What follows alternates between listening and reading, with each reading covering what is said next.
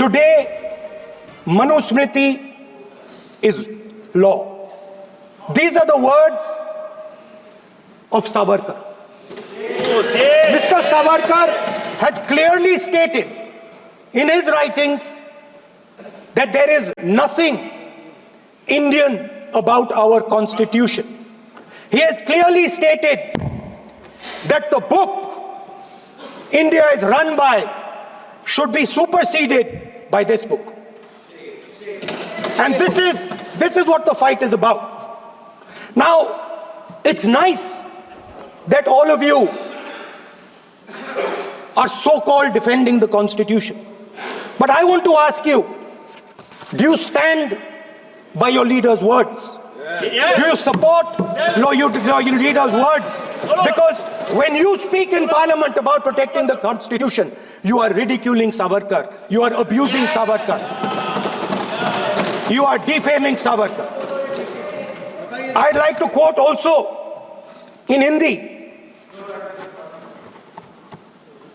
भारत के संविधान के बारे में सबसे बुरी बात तो यह है कि इसमें कुछ भी भारतीय नहीं है।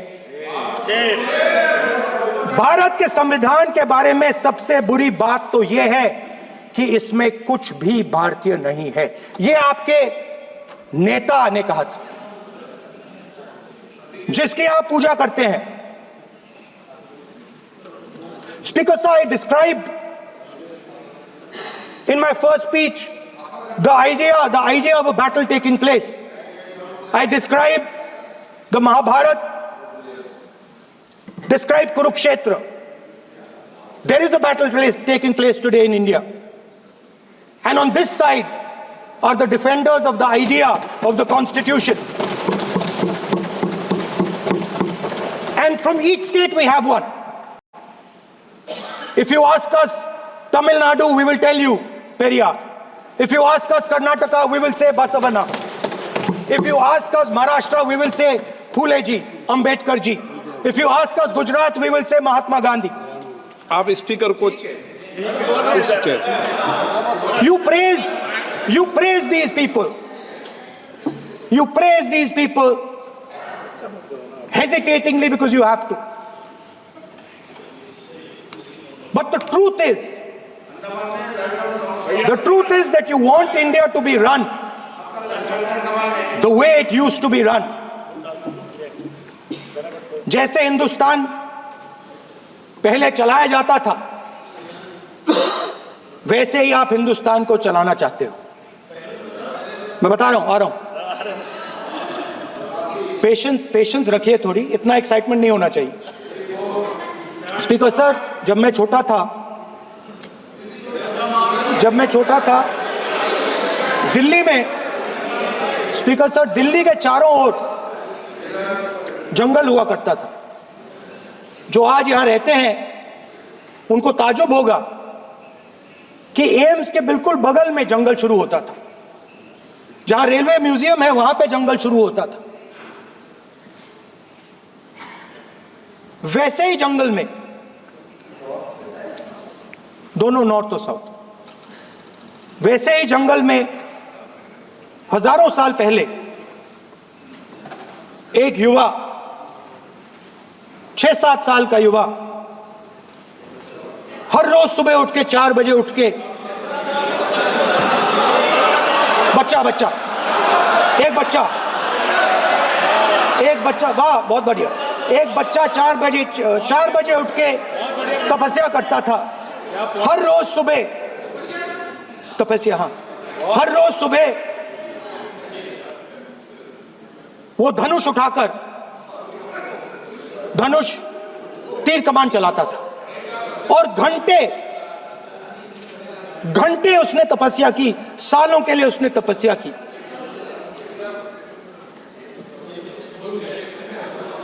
पास लोगों को पता लगने लगा कि लड़का है। यही तो आप नहीं समझ सकते हो, यही प्रॉब्लम है, यही तो प्रॉब्लम है। धनुष में तपस्या है, मनरेगा के काम करने में तपस्या है। तपस्या का मतलब शरीर में गर्मी पैदा करना, समझिए। हाँ, तब का ये मतलब है, तपस्या का ये मतलब है। तो ये तपस्या कर रहा था, लोगों को पता लगा और वो गुरु के पास गया। लड़के का नाम एकलव्य था और वो गुरु के पास गया और उसने कहा, गुरु द्रोणाचार्य जी,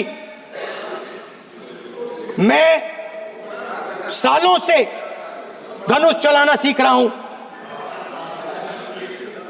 मैंने अपनी पूरी शक्ति इसमें डाली है,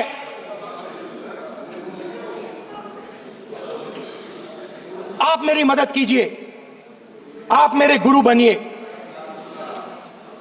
द्रोणाचार्य जी ने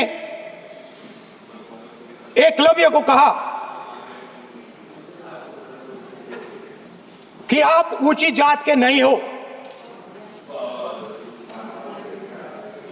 आप ऊंची जात के नहीं हो, आप द्विजा नहीं हो, मैं आपका गुरु नहीं बनूंगा, यहां से तुम चले जाओ। और एकलव्य चला गया। फिर से एकलव्य ने तपस्या शुरू की, फिर से तपस्या शुरू की। कुछ साल बाद द्रोणाचार्य जी और पांडव उसी जंगल से निकले। एक कुत्ता भौंक रहा था, कहानी आपने सुनी है, सुना देता हूं। कुत्ता भौंक रहा था, अचानक कुत्ते की आवाज शांत हो गई। द्रोणाचार्य जी और पांडव पास गए और उन्होंने देखा कि तीरों के जाल में कुत्ता फंसा हुआ था। मुंह में तीर था एक, हाँ, मगर कुत्ता तीरों के जाल में फंसा था, एक तीर मुंह में थी, शांत था कुत्ता, मगर कुत्ते को चोट नहीं लगी। एकलव्य ने अहिंसा के साथ कुत्ते को शांत किया था। द्रोणाचार्य जी आते हैं और एकदम पूछते हैं, तुम्हें यह किसने सिखाया? एकलव्य जवाब देता है, द्रोणाचार्य जी, यह मैं सीखा हूं, मैंने तपस्या की है, घंटों मैंने प्रैक्टिस की है।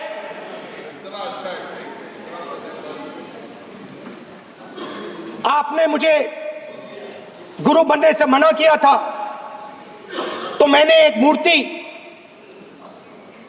मट्टी की मूर्ति सामने रखी और मैंने प्रैक्टिस की और मैं सीखा। द्रोणाचार्य जी खुश नहीं हुए। द्रोणाचार्य जी ने एकदम कहा, तुम्हें मुझे गुरु दक्षिणा देनी है। नहीं नहीं, ये आपकी स्टोरी है, ये आपकी स्टोरी है। मेरी स्टोरी है कि द्रोणाचार्य ने पूछा।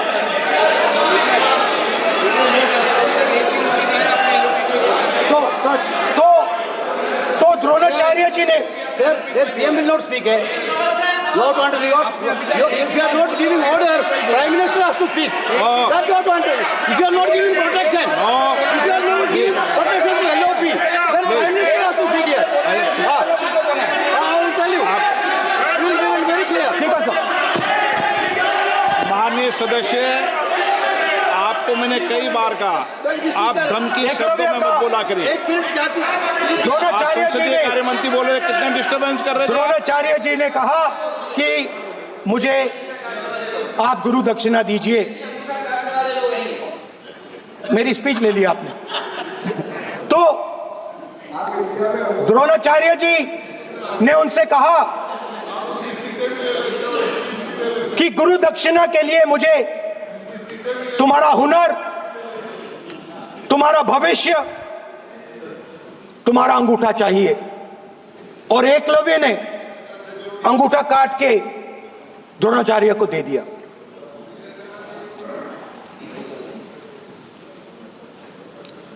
यह अभय मुद्रा है। इसमें इसमें कॉन्फिडेंस, स्ट्रेंथ, निडरता कहां से आती है? हुनर से आती है, इस अंगूठे से आती है। ये लोग इसके खिलाफ हैं। जैसे द्रोणाचार्य जी ने एकलव्य का अंगूठा काटा, वैसे ही आप पूरे देश का अंगूठा काटने में लगे हुए हो।